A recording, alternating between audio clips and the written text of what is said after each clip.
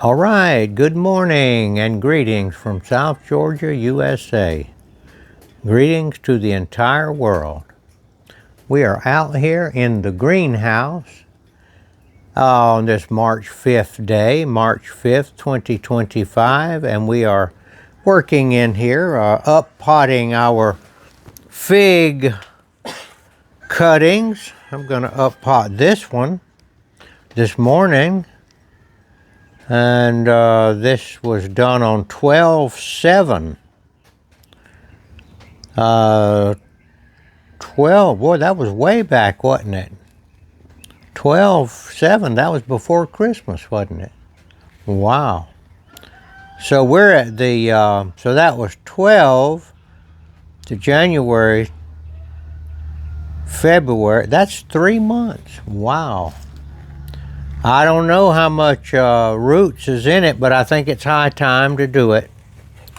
What I'm going to talk about in my capacity as a believer in Jesus Christ this morning, while I do a little bit of work here, getting this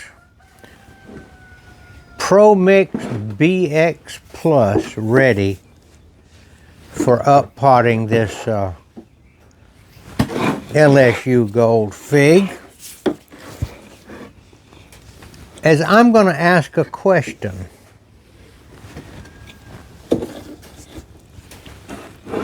I think that this, well, let me ask the question. How much did you have to do with you being born? How much did you have to do with you being born? Think about it. I don't think you're going to have to think very long, because it was your parents that had something to do with you being born, and you had nothing to do with it.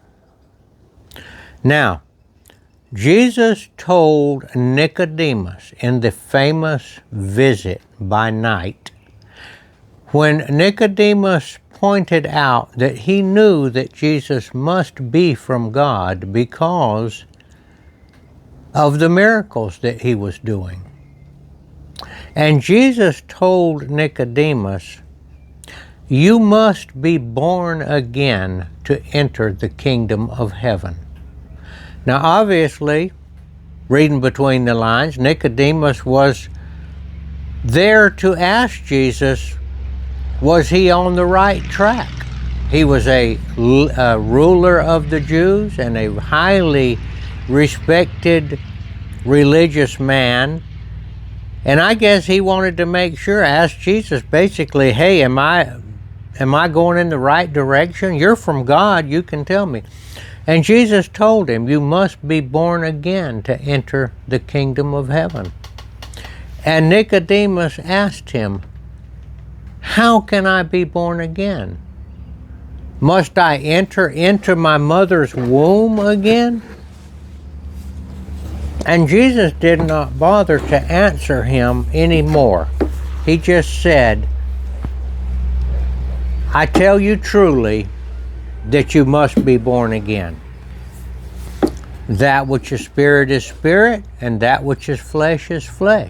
And flesh and blood cannot enter the kingdom of heaven. This is what he told Nicodemus. So my question to you is this. Do you think that you're a believer in Jesus Christ? Do you think that you are saved? Is one of the ways of putting it. Do you think that you are born again? Are you a born again believer? Now, if you answered that yes, I'm going to ask you the same question. Since you didn't have anything to do with being born in the flesh, do you think that you have anything to do with being born again? You might say, oh yeah, I asked Jesus.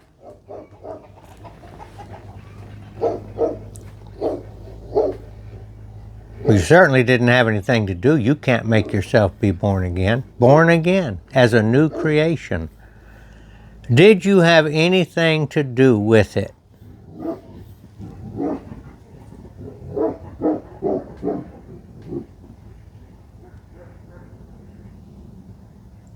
I think not. Jesus also told Peter, when Peter revealed that he understood that Jesus was the Christ, the Son of the living God, Peter said, "You are the Christ, the Son of the living God."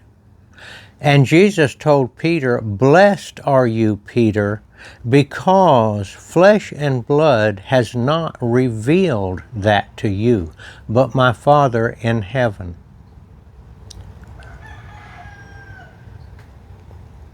So flesh and blood can't cause you to see God.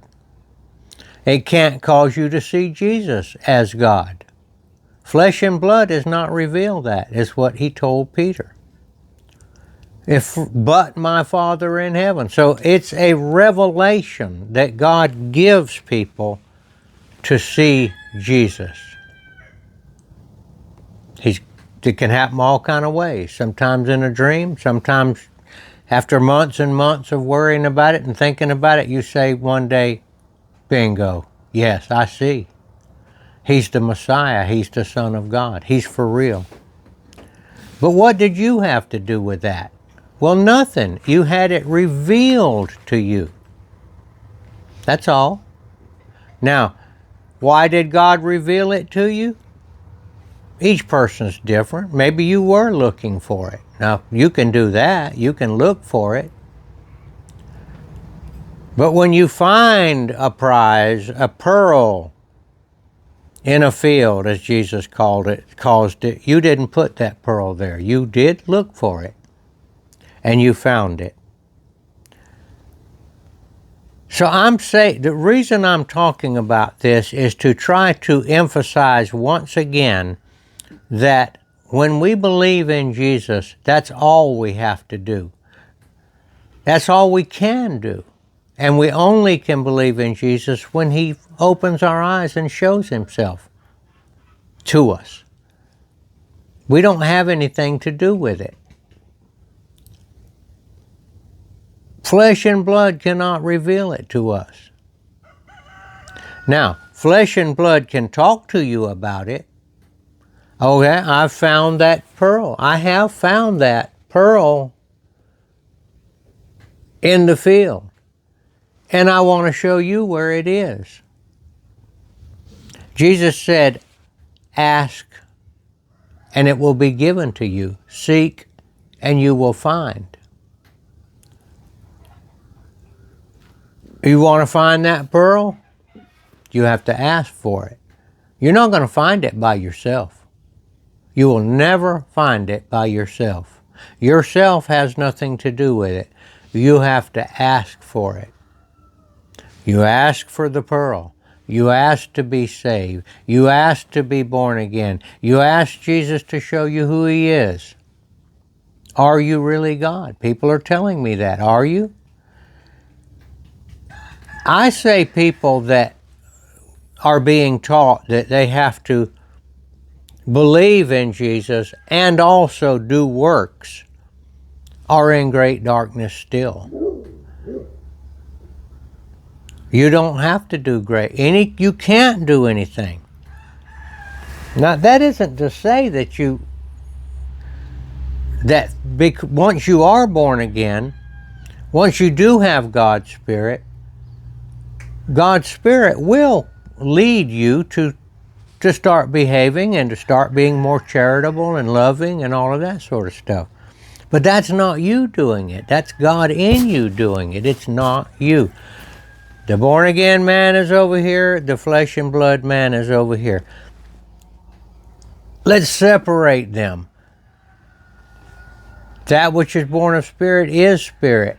It's over here now. This is spirit. That which is born of flesh is flesh. They're not the same anymore. This flesh and blood man goes down to the earth and dies. The spirit man lives on. Now somebody asked, what about the spirit man that goes back to God and the dead man, the mortal man that's been buried, how do they get back together? Well, it's pretty simple. When Jesus comes back, he raises the dead. And at that time, their spirit, those that believe, come back together. And they also have a new body then. It's not the same. It's not flesh and blood anymore. But they get reunited. But while you're laying in the grave, you're dead. You be dead. All right, that's my message this morning. And once again, trying to hammer it home that you must be born again to enter the kingdom of heaven. And the way to be born again is to ask Jesus to give it to you. Let me have the pearl. Show me where the pearl is. And the pearl is not in studying the Bible. The pearl is not in giving at church. The pearl is not in going to church. The pearl is, all you have to do is ask Jesus, show me where it's buried. It's buried in the question, will you save me? Who are you? If you want to do that first, and he'll show you, and then you'll meet, and once he shows you who he is, you're going to say, yes, save me, I believe it. All right, this is the way it came out today, and I'm going to now up-pot my fig. I'm going to take it out of the pot, just show you, because I'm curious myself. Where did I put that thing? I put it back in there. I'm kind of curious myself. I'm going to wet it just a little bit before I take it out. We'll let that soak just a minute, and then we'll come back to you in just a minute. All right, I have calculated this. This thing here has been 90 days since we stuck the cutting in here. Now, a great deal of that time, at least 2 months of it, were in my grow room in the house. And that grow room rarely got over 65 degrees. Maybe 70 sometime. Now, that's probably why it took so long, because they say 70, 75 is the sweet spot. So it probably would have gotten sooner, but it doesn't hurt it to do it slow. Now, I'm going to try to get this LSU gold out very carefully, and I'm going to show you the roots and this method here, and here it comes. Okay.